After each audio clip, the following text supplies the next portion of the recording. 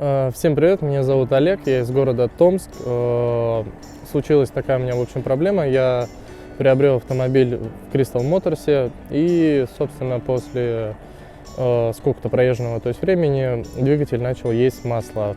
Собственно, обратился в компанию Карса по гарантии, мне поменяли двигатель, то есть полностью все исправили, поставили новый контрактный двигатель, и проблема исчезла, за что, то есть, благодарен, и, собственно, обращайтесь.